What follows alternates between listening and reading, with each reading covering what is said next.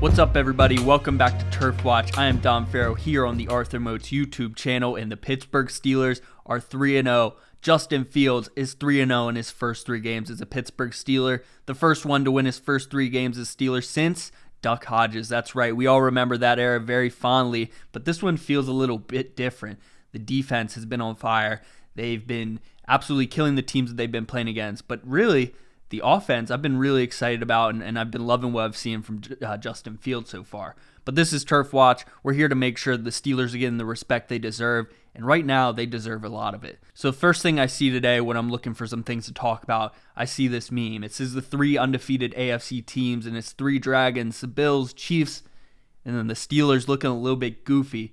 And I just don't understand. When will the Steelers get the respect? I feel like it's starting to head in that direction, but they're still doubting us. They're still hating. I don't think they understand how elite this defense is and how special they've been. This is like looking like some early 2000s Steelers defenses out there, averaging less than 10 points a game.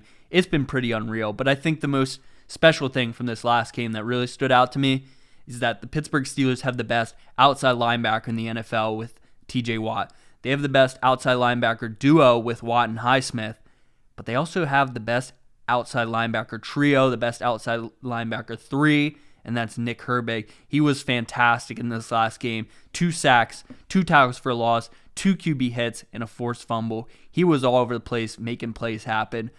I don't know what this means for Alex Highsmith. I know he's supposed to be banged up right now, maybe missing a week or 2, but Nick Herbig has looked fantastic in that role, really complimenting TJ Watt. I'm not worried at all right now if Alex Highsmith misses games. I think Herbig's going to fill in greatly in that position. Other guys who've been looking really good on the defensive side, it's really just been everyone. Everyone's been filling their role. Everyone knows what they got to do. Cam Hayward said it earlier this week. He said, we're all kind of like dogs, dangle a bit of meat in our faces. We all want it. Everybody wants to make a play. Everybody wants to do something special, and they've been doing that. But getting back to the offense side, and specifically Justin Fields, just some notes that I took down watching this game this past week. Justin Fields is the guy, and he's always been that guy. I don't care what his record was in Chicago. If he was 10-36, I believe, I saw it. I saw every single one of those games. I love Justin Fields since day one. He was a special playmaker, but really just had no help around him in Chicago. Getting in for a 6th-round pick, that will probably be one of the biggest steals of all time when it's all said and done. And the last thing about Justin Fields I have is that he's doing it without his legs. This was what he was doing in Chicago, where he was running for 100 yards a game.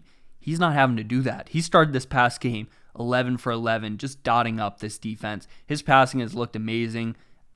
His determination, everyone seems to be buying in. Even George Pickens is posting things where he's very excited. He says Dub City. He's posting this on Instagram. He's feeling it. You definitely didn't see this type of stuff from him last year when Kenny Pickett was the quarterback on this team. So the team is buying in. They're liking this Arthur Smith offense, and more importantly, they're liking what Justin Fields brings to the table. So that's huge. I think that having just morale in the locker room goes a very long way, and it's shown so far. 3-0, looking good. Not a whole lot of heart attacks. I know me personally, when I watch Steelers games, it's always come down the wire. I'm always stressed out come down the end. This past week against the Chargers, yeah, it was close going into the second half, but I was never worried once, especially once Justin Herbert left the game. I knew that the Steelers defense was too special and that they were not going to let this team put up points. They only allowed the Chargers to have -5 yards on offense in the second half. Pretty much unheard of unless you're talking about the Matt Canada offense from last year. And just across the board, I briefly touched on the defense and the outside linebackers, and I touched on Fields, and those are 2 huge positional advantages that I think the Steelers have in the NFL. But it doesn't stop there. Running back is a huge positional advantage. Najee Harris and Jaylen Warren, possibly the best tandem running back duo in the NFL. They've been really special. Najee is off to an incredible start. Jaylen Warren a bit slow, but he's definitely ramping up. You can see that he's getting back to speed. And even guys like Cordero Patterson, who looked like prime Jerome Bettis in this last game. He was running dudes over left and right in that fourth quarter, really sealed the deal for the Steelers. Without him, I think the game might have been closer, but I think he was awesome in that game. I'd like to see him get more involved, especially when you need to put the game away and run over a couple dudes, because he was doing that. Another positional advantage I think the Steelers have is defensive tackle. Cam Hayward, veteran, he knows the game well, and he's been balling out. Keanu Benton, also been looking tremendous. Just so much depth on that defensive line. I think it's an incredible positional advantage. I think it really holds running games. You saw J.K. Dobbins. It was easily the worst game he's had so far this season, and it really comes down to that defensive line. He wasn't getting past the line of scrimmage very much because these guys have been dominating on that front end the whole time. Middle linebacker, another positional advantage. And it's not just because these guys have been playing good, it's just because of the depth that they have.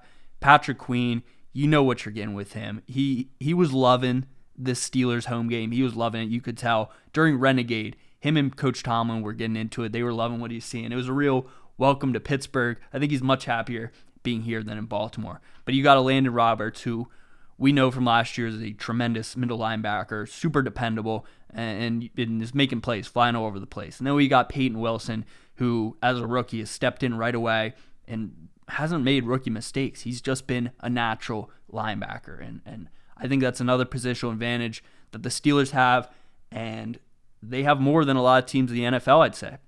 Even quarterback with Russell Wilson as a backup, that's a positional advantage. I think it says a lot about the Steelers, and it makes you not able to doubt them, not able to put them down. And that's why I think, going back to this meme about the 3 undefeated AFC teams, they're just as intimidating as the Bills and Chiefs right now. That's how I'm feeling. They're not a cupcake team. These are not flukes. They're not the worst undefeated team. They're a serious contender, and I think that they're going to continue rolling on here in Week 4 against the Colts. Now, before we move on to this Week 4 matchup and talk a little bit about the lines and how everyone's feeling about it, I just wanted to point this out. Let's just enjoy this moment right now. The Steelers have started their season 3-0 for the 10th time in franchise history. 9 of those seasons had the Steelers play in the postseason, and 2 of them resulted in Super Bowl wins. Last time they started 3-0 was 2020. They finished 12-4. They reached the wild card round. That was the year where maybe the team was better record-wise as they were talent-wise. I'm not sure. It was a weird season. Ben was, in the twilight of his career. It was still fun, don't get me wrong, but it wasn't the same. 2017 finished 13-3. They reached the divisional round. That was a tough way to end the season there, but a fantastic team that was definitely a contender.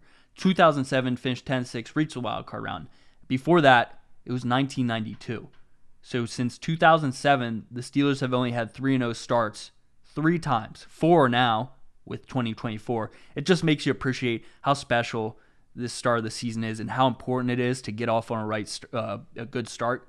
And really, it goes a long way into making the playoffs. You start 3-0, you jumpstart your chances of making the playoffs. I'm feeling really good right now if things continue to roll on the way they are. But Week 4, Steelers versus Colts.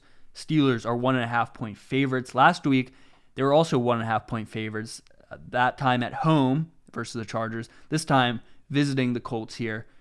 The over-under is 39.5. Another pretty low one. It's not the lowest in the league this week. Broncos and Jets are 38.5. Other similar lines, Patriots and 49ers, 39.5. Browns and Raiders, 37. Titans, Dolphins, 36.5. So Steelers are not the lowest one in the league this week, which is good to see because usually they are one of the lowest. But this line is very confusing to me. Last week I briefly touched on the Colts and Bears line, which was also 1.5. The Colts were favorited in that game. This time they're underdogs by 1.5 points. But I thought that one was pretty accurate. I thought that was a coin flip. And I said the Steelers-Chargers one was not a coin flip. This was not a 1.5-point game. And they covered. They beat them by 10 points, I believe. I believe the final score was 20-10. But they easily covered this game. The under hit. So right now what I'm seeing and what I'm thinking, because I was 2 for 2 on the Colts and Steelers last week, I'm thinking this is another one where the Steelers are just completely misrepresented. I think they aren't getting enough points here. Anthony Richardson has been really bad this year. He's made great plays. He has an incredible arm. He's an incredible athlete, but he's not a good quarterback, and I think the Steelers defense is going to expose him. they're going to sack the quarterback a lot in this game, and I think he's going to have multiple turnovers. I think the Steelers win this one pretty handily. I think they win it by more than 7 points here. Over-under, again, I'm not so sure. It could easily be the under. The thing that really makes me feel confident about this game is how Justin Fields has been so protective of the football, very limited in the turnovers that he's had this season. Anthony Richardson, on the other hand, not so much. He's been a bit dangerous, a bit risky. I think the Steelers protect the ball. Maybe the offense doesn't get a lot of points here, but I do think that they'll be conservative enough where the Colts will shoot themselves in the foot and the Steelers win this one easily. I think this is another game where you won't have to sweat it, where the Steelers will roll over this team, and we'll move on to Week 5 being 4-0. I'm feeling so great about this team right now. I hope you guys are too. Let me know down in the comments, what's your favorite part about this team right now? What do you think the biggest positional advantage the Steelers have this week is? I'm going to say the running back this week. I think you're going to see Jaylen Warren and Najee Harris back and forth. And then at the end, Cordero Patterson is going to put the end to this game. He's going to stomp on their necks, and the Steelers will win this game 26-10. The Steelers defense is going to keep continuing to keep teams under 10 points here, and the Steelers will roll on, and we're going to move on to Week 5 undefeated. I hope you guys enjoyed this episode of Turf Watch. I'm Dom Farrow on the Arthur Moats YouTube channel. I hope you guys enjoyed this episode, and I'll see you guys next week.